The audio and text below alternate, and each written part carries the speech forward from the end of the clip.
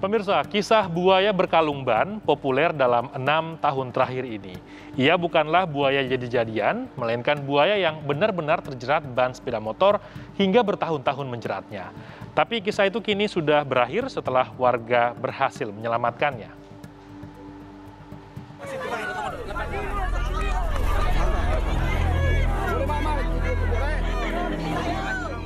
Berakhir sudah cerita buaya berkalung ban yang selama 6 tahun ini berkutat di sekitar Sungai Palu.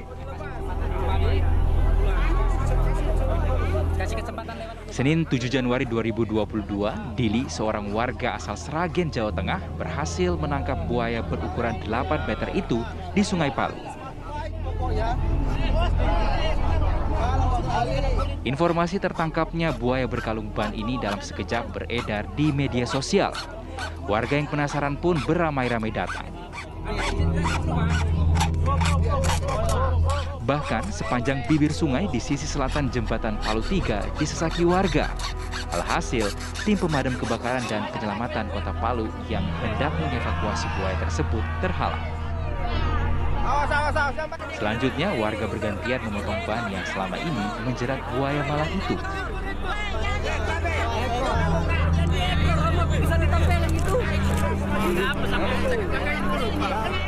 Entah, memang saya sudah buru selama 3 minggu. Selama 3 minggu? Di sini. Sudah 2 kali sudah rencanakan saya mau tolong. Ketemunya di mana? Apa itu? Ketemunya buaya itu di mana tadi? Dan memang di sini terus. Saya buru terus setiap minggu, Pak. Maksudnya ditangkap menggunakan apa? Udah kan kait saya, jerat saya 2 tali saja, Pak. Jerat 2? 2 tali. Posisinya buaya itu lagi berada di atas daratan? Enggak, ku kasih makan langsung dia meluncur, makan ayamku langsung kutarik, Pak. Tangkap? Saya kan kasih umpan memang. Dia tidak melawan? Melawan, Pak. Bagaimana tidak melawan orang banyak bantu, Pak?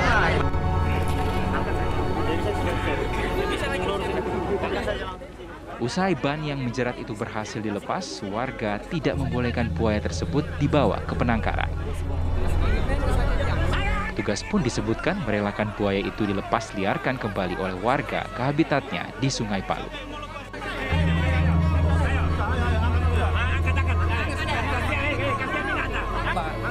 Ihwal julukan buaya berkalung ban disematkan usai buaya itu terjerat ban sepeda motor pada 6 tahun silam.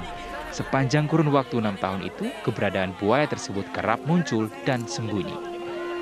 Segala upaya dikerahkan untuk menyelamatkannya, sampai-sampai pemerhati reptil asal Australia, Matt Wright, ikut mencarinya pada medio Februari 2020 silam. Bahkan kolaborasi antara BKSDA Sulawesi Tengah dan NTT serta Polairut Polda Sulteng juga tak membuahkan hasil. Selain itu, BKSDA Sulteng disebut-sebut juga pernah menggelar sayembara untuk membebaskan buaya liar tersebut.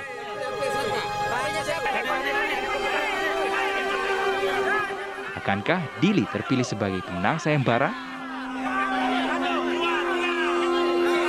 Dari Palu, Sulawesi Tengah, Abdi Mari, TV One mengabarkan.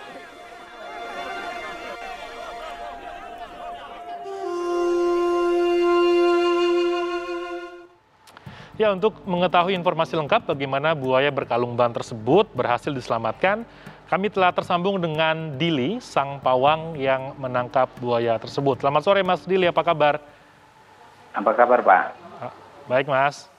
Oke, Mas, ini kan udah 6 tahun ya buaya ini dikejar, bahkan oleh banyak orang juga termasuk BKSDA. Tapi Mas yang bisa nangkap nih, gimana ceritanya Mas sampai bisa nangkap buaya ini? Ya, memang saya niat mau lepaskan banyak, Pak. Banyak orang bilang takabur, tidak ada yang bisa lepaskan buaya. Itu berkalung ban, dia bilang bukan ban emas. Saya mau buktikan di depannya orang masyarakat di Palu. Oke, jadi memang ada mitos ya, nggak ada yang bisa nangkap, Mas ya? Nggak ada bisa nangkap kalau itu dikasari, Pak. Karena ini barang nggak mau dikasari. Oke. Terang saya. Jadi, Mas ini gimana cara nangkapnya? Ada teknik tersendiri kah? Karena kalau kita lihat bahkan dari luar negeri pun datang nggak bisa nangkap. Karena saya tidak pernah kasar, setiap malam Jumat saya datang ke sana, aku kasih makan ayam. Setiap malam Jumat saya datang, saya duduk, saya dekati terus. Dia meluncur sama saya terus, main-main. Secaranya harus secara baik-baik, Pak. Memang ini binatang ini nggak bisa dikasari, gitu. Jadi Mas, istilahnya pendekatan dulu ya dengan buayanya ya? Iya, pendekatan selama 30 ekor saya kasihkan supaya saya kenal sama saya. Saya setiap pagi minum air air sungainya Palu supaya saya tidak diganggu. Ya mudah-mudahan tidak sia-sia saya minum air sungainya. 30 ekor ayam itu berapa lama Mas ngasih makannya? Bukan ayam yang 30 itu Pak, Apa merpati itu? Pak. Apa? Merpati. Oh, merpati 30 ekor. Pak. Iya. Oke. Iya, setiap hari 5 Pak. Setiap hari 5? Iya. Selama berapa lama makan Mas? 4 yang satu. Selama satu minggu saya kasih makan terus hari-hari Pak. Selama 1 bulan itu saya kerjakan terus. Oke. Belum kutangkap saya kerjakan terus. Ya. Dari kapan mulainya Mas? Berapa lama proses ngasih makan sampai penangkapan ini? Sudah 1 bulan. 1 bulan langsung kutangkap 3 minggu itu. Oke. Ini kabarnya sempat ketangkap berapa kali Mas ya? Cuman gagal terus ya? Karena tidak ada modal itu waktu itu Pak. Talinya saya sambung-sambung, saya putus terus. Tali 1 ternyata mudah sekali ditangkap. Harus tali 2. Tali kapal saya belikan 10 meter, saya bagi 2 saja. Baru saya sambung lagi, tali senar saja sudah kena. Jadi simpel saja sebenarnya Mas ya? Nggak ada teknik khusus ya?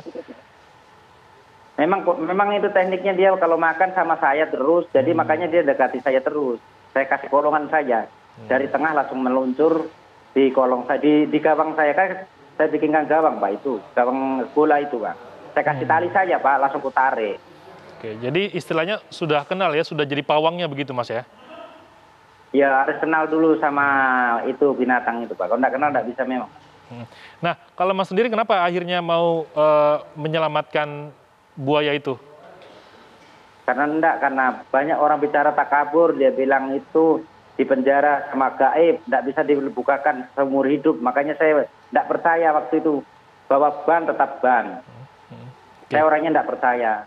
Ya, banyak ini Pak ada di saat saya. Setelah ditangkap kemarin itu ngelihat nggak bannya? Coba bisa dilihat ada bannya juga. Terus kondisi buayanya gimana Mas? Ada luka nggak? Kalau luka sedikit sekali karena jarumnya ban ini Pak tergores karena sudah sekali mengecil itu ban buayanya buah besar jadi setengah mati. Banyak luka Pak. Tapi lukanya luka seperti ditusuk jarum saja, enggak parah. Oke. Coba mungkin Mas Dili bisa liatin ke kamera itu ban apa sih Bang? Ban motor ya? Ban matic Pak, iya ini. Oke. Ini yang semalam sempat digergaji ya, bergantian ya? Iya. Oke. Nah, ini sudah ini Pak, kasih duri nih, luka semua ini duri. Karena memang bagian dalamnya tajam ya? Tajam semua. Jadi ini kalau tidak digergaji seumur hidupnya akan mati itu buaya, paling 2 tahun lagi.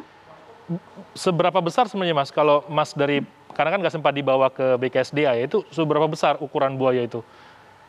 Besar Pak, saya tidak sangka juga besar begitu Pak. Sedangkan kalungnya saja begini besarnya. Ini kan sudah fresh memang, besar binatang. Kalau beratnya itu sudah 9 lebih hampir itu.